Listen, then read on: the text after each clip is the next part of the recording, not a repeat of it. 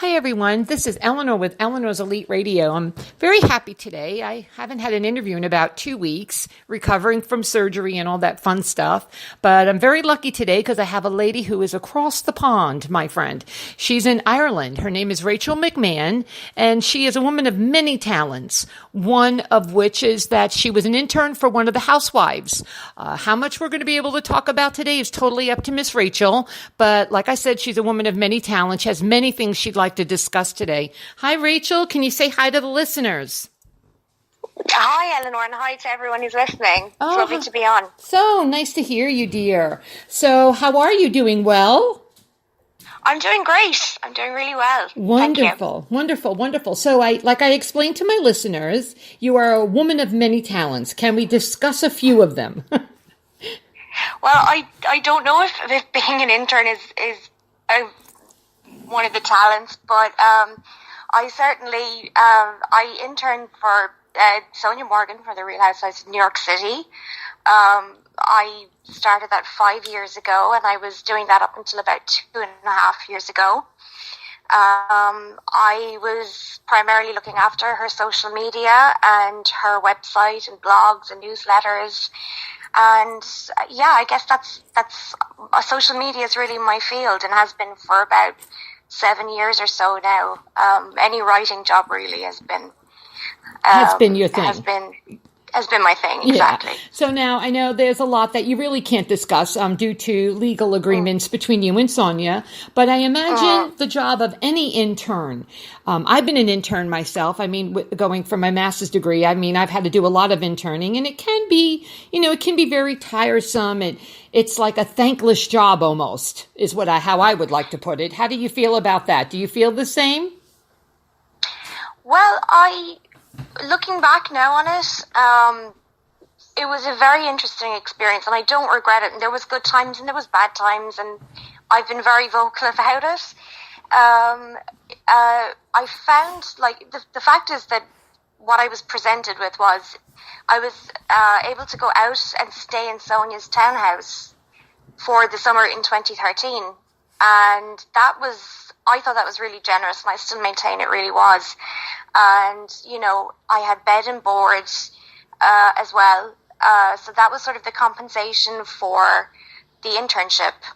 I think probably if I were to pick the tiring part or the hard part was that you're really kind of coming into a situation and you have to pick up things very, very quickly with Sonia, because she'll start talking about what's going on and she won't really kind of explain or give a preface to anything. So, the way on the show sometimes she might say something and it mightn't completely make sense. It's kind of like that in real life. So that part was a little bit difficult, and it took some time to sort of get on track with everything. That part was hard. Yeah, and I think what a lot of her castmates at a few seasons ago kept referring to is delusional. But I refer to it as having ADHD. I know myself because I'm the same way. It's very hard to stay on track with one thing. You have a million things going through your mind, and I'm sure she was going through a lot at that time, as what she showed on the show, with ex-husbands and divorce and housing and friendships and her own personal stuff. That I'm sure adds to it as well. So I also wanted to talk to you. Were you able to meet, I'm sure you met other castmates that were on the show as well, correct? I briefly met Kristen Tateman. It was a very quick hello, and that's it. But by all accounts, she seemed very nice. And I met Ramona twice, and I actually had very nice experiences with Ramona on both occasions. It was fun, to meet, and a bit surreal to meet the castmates or to watch filming, because we were able to watch a little bit of filming in the house, and that was really, really cool. That is very cool. I think it's a very cool job, something I think a lot of us would love to do. And I think you do have to be kind of selective and maybe, I don't want to say selective. That's not the correct proper verbiage. I mean, you have to be a little bit standoffish and not be so involved. Like, I don't think a super fan or a crazed fan could be the idyllic intern, because I think you have too many other things at stake, you just love them. You have to be separated from what they do and who they are in order to really do a good job. That's just my opinion. No, I completely agree with you. I mean, like, I was a fan of Sonia's going out. So, I mean, I do remember, like, the first time I met her, I kind of had an internal moment where I was like, oh my God. And especially being in that house. I remember, like, the first time walking around the house going, I'm actually in the townhouse. But for the most part, I was slightly older in my 20s. So I was just very focused on the fact I was brought there to do a job, and that was what I was expected to do. And to just, maintain that professional relationship. And that's something I did discuss with Sonia at the very beginning, that's what I was there to do. I'm not there to, be a fan and do a job. Get distracted by any of that. Right, yeah. Right. And did you have a growing experience as her intern?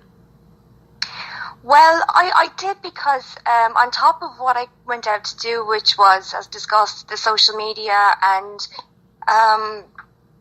search engine optimization, SEO for her website, and writing blogs and newsletters and things like that. There was a lot of like maintaining her schedule and a lot of personal assistant work, involved as well. And everyone sort of did a little bit of that to some extent. You have to be able to multitask, and you have to be on your toes, because Sonia, she really is, and I don't think that comes across as much on TV. She knows what everyone is supposed to be doing. So there was a lot of, like, from the start of the day to the end of the day, you just had to be juggling 5 or 6 things at once. You had to be on top of everything. You had to be able to give her an answer if she looked for it. And it was about learning to work in that type of environment. Right. Where there was a lot of, like, an expectation that you were able to do what you were asked to do. Now, are you currently watching the new season? Oh yeah. I'm tuned in. Well, she looks just fabulous, and I think she cut out a lot of negativity and perhaps a lot of cocktailing. She really looks really well. She seems to be on point, not so like the other castmates were calling her delusional or crazy. I mean, she seems to be very calm and very centered and focused now. Maybe she's on medication. Who knows? I don't know. And this is only me saying that, this is my opinion as a viewer. She really does look beautiful, though. She does. She's always been a very beautiful woman, I thought, anyway. I wanted to ask a question. Has anyone ever approached you, like Ramona or Bethany or Luann, as far as maybe working for them once you left Sonia? Or is that a deal breaker as far as being an intern, that you can't go and work for another housewife? I know that people have gone on to work with other housewives. Whether it's happened, if it's happened, I would say that would be a scenario where you'd probably have signed NDAs and couldn't talk about it. Right. At all. Right. So if it did happen, it's probably something I couldn't talk about. Oh, okay, got it. Yeah, but I do know people have gone on to work with multiple housewives. Right. Well, that would be interesting, I think, too. That would be kind of cool to kind of run the gamut there, and you can even write your own book at the end of the day. But anyway, I can only imagine the stories you could tell, my dear. But I know you're a person of good stature and nature, and you're not going to, you're not going to tell anything that you're really not supposed to. But I could only imagine. Anyway. I'm sure I'm correct, and that's okay. You don't have to comment. You're very kind. You're very kind. So tell me, Miss Rachel, what else is a passion of yours? Well, I've been involved now with a lot of advocacy work for dementia, and for the people who are caring for people with dementia in Ireland, and I've been doing that for the last about 2.5 years or so, and I'm getting involved in a lot of different projects because I had a parent who had dementia.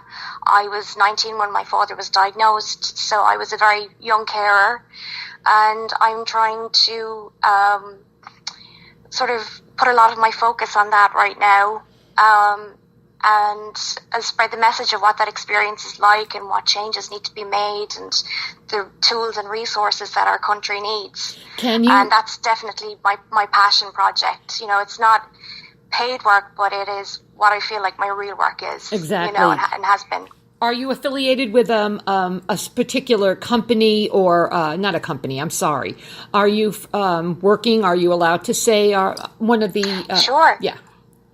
I'm a member of the Dementia Carers Campaign Network, the DCCN, and they were set up by the Alzheimer's Society of Ireland. So we're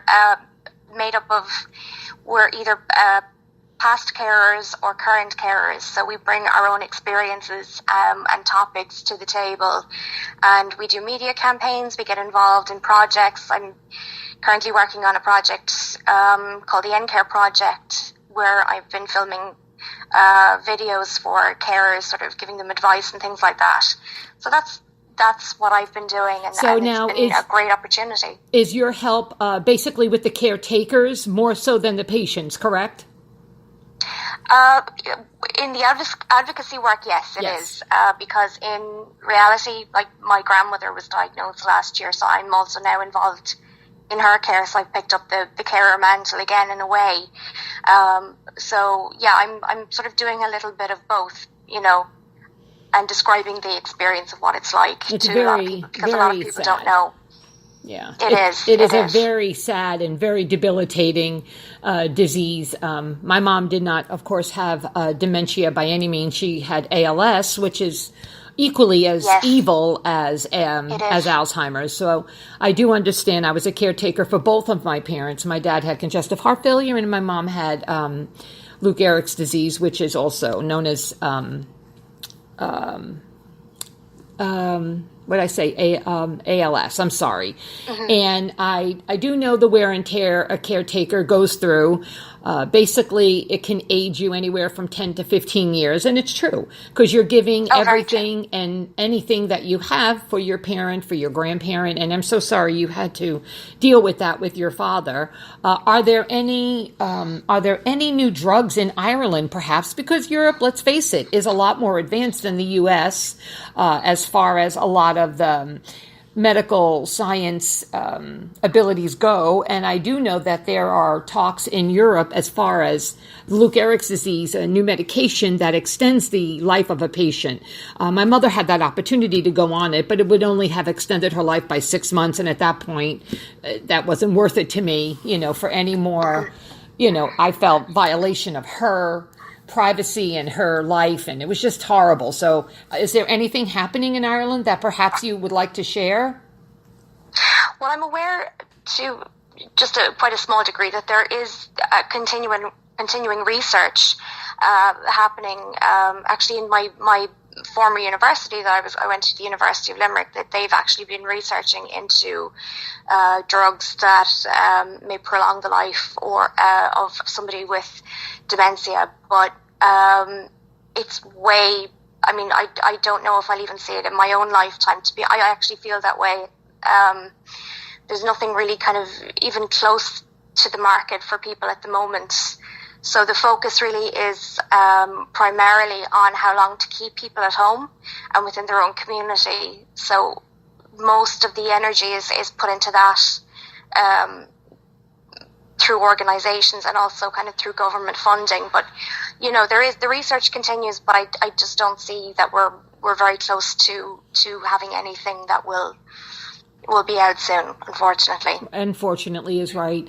There are medications, I don't remember the name of it, and if I didn't have that little thing happening this morning, I had everything written down at my office. I wanted to bring it with me and completely forgot about it, but I wanted to know there is a medication I know that is slowing down the process in the beginning stages, of course, And it was very successful because a very dear friend of mine's mother has been recently diagnosed with early onset Alzheimer's. And I also did a lot of research as far as it seems like a lot of the protein pump inhibitors, the PPIs that everybody is so big for taking for reflux and